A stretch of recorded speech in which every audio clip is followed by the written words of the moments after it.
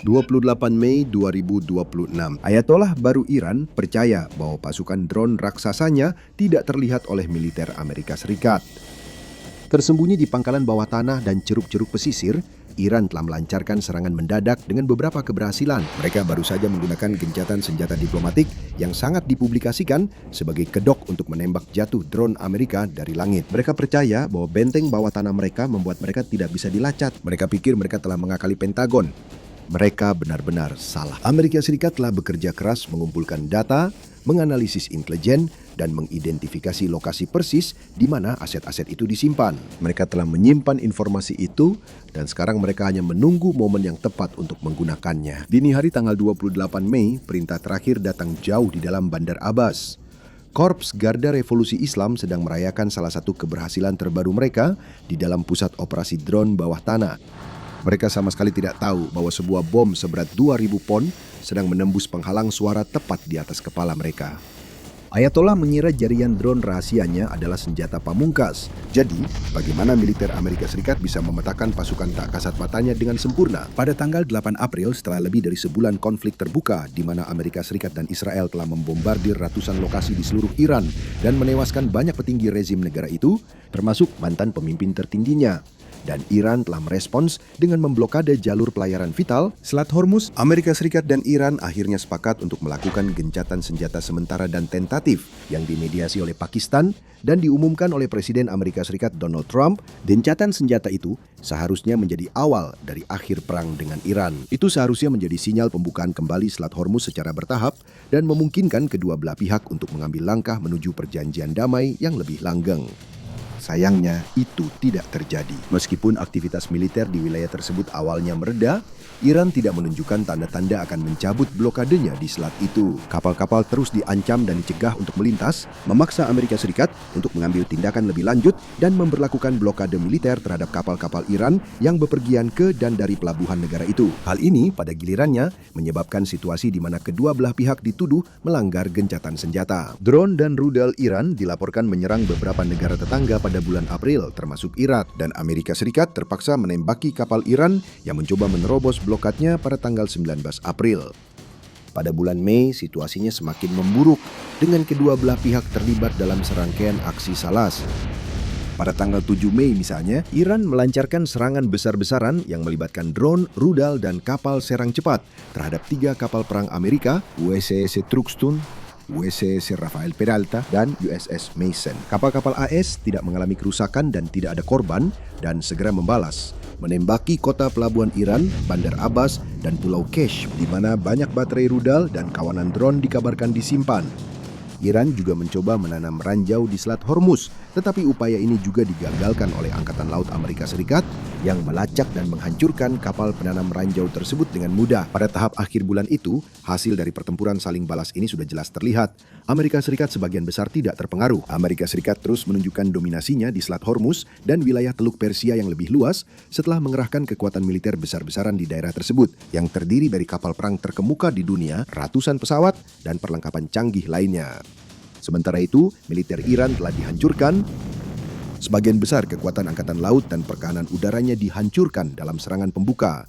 Dan serangan berikutnya telah melumpuhkan logistik IRGC, menghancurkan beberapa asetnya yang paling penting dan berharga, serta membuatnya hampir tidak memiliki pilihan untuk mempertahankan diri. Iran juga tahu bahwa Amerika memiliki kekuatan senjata untuk memberikan kerusakan yang lebih besar lagi, kapanpun Amerika menginginkannya. Kapal perangnya dipersenjatai penuh dengan rudal yang diperlukan, sementara pembom siluman dan pesawat tempurnya telah membuktikan bahwa mereka bisa keluar masuk wilayah udara Iran kapanpun mereka mau. Setelah kehilangan sebagian besar kekuatannya dan tidak mampu menantang Angkatan Laut Amerika Serikat dengan cara konvensional, Komando Tinggi IRGC hanya memiliki satu pilihan yang masuk akal dan beralih secara taktis ke apa yang mereka anggap sebagai kartu truf terakhir mereka, yaitu pasukan drone mereka. Selama beberapa tahun sebelumnya, Iran diam-diam membangun salah satu armada drone paling berbahaya dan terdesentralisasi di dunia. Mereka meninggalkan jet tempur mahal dan memproduksi massal drone murah, drone kamikaze sekali pakai. Beberapa drone serang ini seperti Shahid 136, telah memberikan pengaruh besar pada angkatan bersenjata di seluruh dunia. Rusia misalnya, pada dasarnya menyalin desain drone ini untuk mengembangkan drone Gran 2 yang digunakan secara luas untuk membombardir Ukraina. Sementara Amerika Serikat juga sangat terinspirasi oleh Shahid 136 saat mengembangkan sistem serangan tempur tanpa awak berbiaya rendah atau UAV LUCAS. Drone lain dalam persenjataan Iran termasuk Shahid 149 atau Gaza yang memiliki kemampuan terbang hingga 1 hari dan dapat membawa hingga 13 bom sekaligus. Dan Shahid 129 yang sering digunakan untuk misi intelijen, pengawasan dan pengintaian atau misi ISR, serta serangan udara. Dengan berbagai jenis UAV yang dapat digunakan, banyak diantaranya sangat murah untuk diproduksi secara massal. Taktik drone IRGC sebagian besar mengandalkan serangan berkelompok ke target mereka untuk membanjiri pertahanan udara musuh. Komandan Iran tahu bahwa pertahanan Amerika dapat dengan mudah menembak jatuh 99% dari kendaraan udara tak berawak mereka. Namun jika mereka meluncurkan serbuan kawanan besar-besaran untuk menjenuhkan pertahanan, satu drone seharga $20.000 saja bisa lolos dari jaring pertahanan dan melumpuhkan aset Amerika senilai $1 miliar. Teheran tahu itu. Jika mereka ingin punya peluang untuk melawan kekuatan besar militer Amerika dan memaksa Angkatan Laut Amerika Serikat keluar dari perairan dan wilayah udaranya, drone-drone mereka akan menjadi kuncinya. Mereka sangat ingin membuktikan bahwa merekalah yang menguasai langit dan tidak ada cara yang lebih baik untuk memamerkan kemampuan drone-drone itu selain menggunakannya untuk menyerang salah satu aset militer Amerika Serikat yang paling mahal dan mengesankan. Jadi mereka mengincar aset paling berharga Angkatan Udara Amerika Serikat, F-35C Lightning II, 26 Mei 2026. Jadi, jauh lebih dari sekadar jet tempur. F-35 sering digambarkan sebagai superkomputer terbang, memiliki berbagai sensor, pemindai, dan teknologi lain yang luar biasa yang memungkinkannya memberikan tingkat kesadaran situasi yang tak tertandingi, baik kepada pilotnya maupun unit lain di sekitarnya. Pesawat ini juga dikatakan sebagai salah satu pesawat yang paling sulit dideteksi radar yang pernah diciptakan, dengan setiap bagian dari desainnya, mulai dari ruang senjata internal hingga bagian luar berlapis penyerap radar, dirancang untuk membantunya menghindari deteksi radar, dan konon bisa melewati wilayah udara musuh tanpa terlihat. Namun, sebuah drone Iran akan segera melacak yang tak terlacak, yang telah ditemukannya dan kemudian mulai dipantau. Sebuah F-35 Amerika yang menurut pandangan Teheran telah melakukan kesalahan dengan memasuki wilayah udara Iran. Di dalam kokpit, pilot F-35 mendapat peringatan dari nada berdenyut yang tiba-tiba memecah keheningan di dalam sistem tampilan helmnya. Perangkat sensor jetnya telah menandai lonjakan emisi radio yang tiba-tiba. Jauh di bawahnya, drone pengintai Iran yang tak mencolok telah melihat F-35 dan drone itu sudah mengirimkan gambar secara real-time ke tim IRGC di darat bermil-mil di bawah. Tersembunyi di antara tebing-tebing pantai yang terjal di garis pantai selatan Iran, sebuah baterai pertahanan udara sedang diaktifkan. Dengan operator IRGC yang mati-matian berusaha mengunci posisi tepat jet tersebut, yang tersisa hanyalah menyelesaikan langkah terakhir untuk melepaskan tembakan ke arah jet itu. Dan dengan sedikit keberuntungan berhasil mengenainya. Tapi ini bukan tugas sembarangan. Ini adalah salah satu perangkat keras militer yang paling mahal dan dirancang dengan sangat sempurna yang pernah diciptakan. Banyak yang membicarakan bandrol program F-35 yang mencapai triliunan dolar, dengan para kritikus mempertanyakan seberapa tepat uang itu benar-benar dibelanjakan. Dan meskipun pro dan kontra desain F-35 bisa diperdebatkan, tidak dapat disangkal bahwa itu adalah pesawat yang luar biasa, dibuat untuk melampaui semua standar siluman, dan kemampuan bertahan hidup yang sudah ada sebelumnya. Ini mewakili investasi dan pengembangan selama puluhan tahun. Bentuknya dirancang dengan sangat hati-hati untuk mengurangi pantulan radar. Sensor-sensornya mengumpulkan dan menggabungkan sejumlah besar data medan perang, dan komponen peperangan elektroniknya dibangun dengan beberapa teknologi militer paling canggih di era modern. Tapi F-35 tidak hanya dirancang untuk menghindari deteksi, itu juga dibangun untuk bertahan di lingkungan yang penuh ancaman dan melawan bahkan pertahanan udara terbaik sekalipun, menghindari rudal pencegat dan membanjiri radar musuh dengan sinyal palsu, memungkinkannya untuk dengan mudah melarikan diri bahkan dari zona pertempuran terpanas, hampir selalu tanpa kerusakan. Jadi, pada saat pertahanan Iran sudah siap untuk menembak, pilot F-35 sudah mengambil tindakan yang diperlukan. Mengandalkan sistem peperangan elektronik, sensor, dan sistem pelacak di pesawatnya, mereka kemungkinan besar langsung mengacaukan pertahanan musuh, mengirimkan sinyal palsu untuk membingungkan dan membuat musuh kehilangan orientasi, tidak mampu mendapatkan kunci target yang jelas. Senjata Iran sama sekali tidak punya peluang untuk mengenai pesawat tempur Amerika yang dengan cepat melarikan diri keluar dari wilayah udara Iran tanpa kerusakan sama sekali. Bagi sebagian besar militer, mendeteksi jet musuh tetapi gagal menjatuhkannya mungkin dianggap bukan hal penting. Namun IRGC berada dalam posisi yang sangat terdesak sehingga mereka menggambarkan insiden ini sebagai semacam kemenangan. Komando tinggi militer dengan bangga mengumumkan melalui jaringan media yang berafiliasi dengan negara bahwa operator radar dan kru drone mereka berhasil mendeteksi, melacak, dan mengunci target pada pesawat tempur siluman Amerika. Amerika. Mereka menyiarkan gambar beresolusi rendah dari insiden tersebut. Rekaman buram yang diambil oleh drone menunjukkan yang tampak seperti F-35 di kejauhan dan mengklaim bahwa mereka telah berhasil menghancurkan mitos dominasi Amerika, menunjukkan bahwa F-35 bisa benar-benar dibidik oleh teknologi Iran. Tapi ada perbedaan antara melihat sesuatu di langit dan benar-benar melakukan penyerangan. Dan ada perbedaan besar lagi antara bisa menembaki sebuah pesawat dan benar-benar bisa menjatuhkannya. Yang dilakukan Iran hanyalah menunjukkan bahwa mereka bisa melihat pesawat tempur Amerika yang kemudian kembali ke pangkalan tanpa masalah. Tidak ada cedera pada pilot dan tidak ada kerusakan pada pesawat. Itulah kisah sukses yang sebenarnya di sini. Tapi IRGC belum selesai di situ. Pada hari yang sama ketika Iran mengumumkan terdeteksinya F-35, mereka juga mengungkapkan sesuatu yang sedikit lebih nyata, sebuah serangan yang dikonfirmasi terhadap aset Amerika lainnya yang jauh kurang berharga, sebuah drone MQ-9 Reaper, juga kadang-kadang dikenal sebagai Predator B. General Atomics MQ-9 Reaper sangat berbeda dengan F-35. Ini adalah UAV dengan ketinggian menengah dan daya tahan lama, mampu dikendalikan dari jarak jauh maupun terbang secara otonom dan mulai digunakan di Angkatan Udara Amerika Serikat pada tahun 2007. Ratusan drone ini telah dibangun sejak saat itu dan mereka telah membuktikan kemampuannya dalam operasi tempur di Irak, Afghanistan, dan lokasi lainnya selama bertahun-tahun. Banyak negara telah berinvestasi pada drone Reaper, termasuk Prancis, Jerman, India, Spanyol, dan Taiwan. Dan Amerika Serikat telah menggunakannya secara rutin di Iran sejak perang dimulai. Memiliki panjang 36 kaki dengan lebar sayap 66 kaki dan tinggi 12,5 kaki. Drone-drone ini merupakan target yang jauh lebih kecil dibandingkan F-35. Tetapi mereka juga jauh lebih mudah untuk ditembak. Mereka tidak dirancang dengan teknologi siluman tingkat tinggi atau kemampuan bertahan hidup. Jadi mereka tidak dilengkapi dengan sistem peperangan elektronik, perangkat pengacau, atau kemampuan menghindar berkecepatan tinggi seperti itu. Sebagai jet tempur terdepan di dunia, mungkin IRGC merasa frustrasi karena F-35 berhasil lolos dengan begitu mudah dan sangat ingin meraih semacam kemenangan. Untuk mendukung mesin propagandanya, mereka mengarahkan bidikannya ke MQ-9, target yang jauh lebih mudah untuk dijatuhkan. Drone yang dimaksud dikabarkan sedang terbang dalam misi pengumpulan intelijen rutin di atas Teluk Persia. Ketika Iran menembak dan menjatuhkannya di tengah penerbangan, drone itu hancur dan IRGC merayakannya. Mereka juga mengumumkan bahwa mereka telah menembak drone kedua, yaitu drone pengumpul intelijen RQ-4, tepatnya, dan menegaskan hak yang sah dan jelas untuk membalas setiap dugaan pelanggaran terhadap perjanjian gencatan senjata. Dari sisi pencitraan, itu adalah momen yang menonjol bagi Komando Tinggi Iran. IRGC telah membuktikan bahwa mereka bisa dan akan menghancurkan senjata barat yang terlalu mendekat. Namun saat mereka sibuk merayakan, Komando Pusat Amerika Serikat sudah mulai menyiapkan tanggapannya. Orang-orang Iran mungkin berpikir mereka memiliki semacam keunggulan dengan Ayatollah baru yang percaya bahwa pasukan drone raksasanya pada dasarnya tidak terlihat oleh musuh, dengan seluruh kawanan drone yang diam-diam disembunyikan di pangkalan bawah tanah dan sudut-sudut pantai. Pada kenyataannya, Amerika Serikat telah bekerja keras mengumpulkan data, menganalisis intelijen, dan mengidentifikasi lokasi persis di mana aset IRGC disimpan. Mereka telah menahan informasi itu, menunggu untuk menggunakannya begitu kesempatan muncul. Dengan melanggar gencatan senjata, Iran telah memberikan kesempatan itu kepada lawannya dengan sangat mudah. Yang tersisa hanyalah menjalankan respons tersebut. Respons itu datang pada tanggal 28 Mei.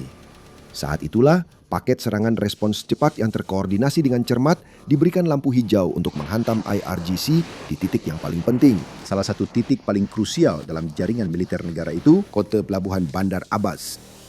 Terletak di pantai selatan Iran, menghadap ke perairan Selat Hormuz. Bandar Abbas bisa dibilang merupakan pusat saraf angkatan laut paling vital di bawah kendali IRGC. Selama bertahun-tahun, kota ini telah menjadi markas besar angkatan laut konvensional Iran, sekaligus markas angkatan laut IRGC. Dan letaknya yang strategis telah memungkinkan Iran untuk mengendalikan dan memproyeksikan kekuatan melintasi selat itu dan hingga ke wilayah yang lebih jauh. Meskipun Amerika Serikat telah menghancurkan sebagian besar kekuatan angkatan laut Iran di awal konflik, negara itu masih memiliki armada kapal kecil yang secara rutin mereka kirimkan secara berkelompok untuk menyerang kapal perang Amerika dan kapal dagang yang mencoba melintasi jalur perairan tersebut. Dilengkapi dengan roket, ranjau, dan senapan mesin, kapal-kapal ini mungkin terlihat kecil, tetapi dapat menjadi ancaman serius, terutama bagi kapal kargo dan kapal tanker minyak yang tidak mampu mempertahankan diri. Lalu ada ancaman drone dan rudal. IRGC telah mengerahkan berbagai senjata udara dari Bandar Abbas dan daerah sekitarnya. Mereka mengirimkan kawanan UAV dan rudal anti kapal ke langit di atas selat untuk mengejutkan kapal-kapal kapal yang lewat. Tapi Amerika Serikat sudah tahu semua ini.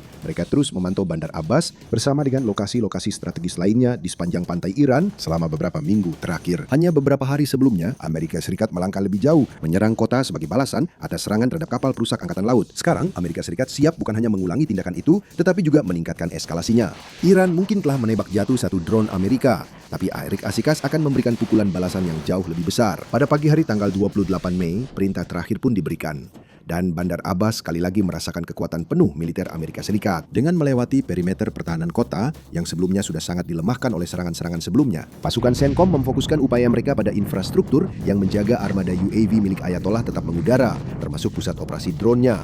Salah satu pusat ini menjadi sasaran amunisi presisi mengakibatkan kerusakan besar pada salah satu dari sedikit aset berharga yang masih dimiliki IRGC. Pusat-pusat ini adalah tempat drone dirakit, disimpan, dan dikirim untuk melakukan serangan berkelompok. Disinilah para operator drone berlatih dan menyempurnakan keterampilan mereka menerbangkan UAV mereka untuk membombardir target militer maupun sipil tanpa rasa takut dihukum. Pusat-pusat ini sangat penting bagi rezim Iran untuk memiliki peluang dalam menunjukkan pengaruh di Selat Hormuz dan wilayah Teluk Persia yang lebih luas. Hanya melalui pusat-pusat inilah negara tersebut mampu melakukan serangan ke negara-negara tetangga seperti Kuwait, Irak, dan Uni Emirat Arab. Dan beberapa di antaranya sudah berhasil dieliminasi.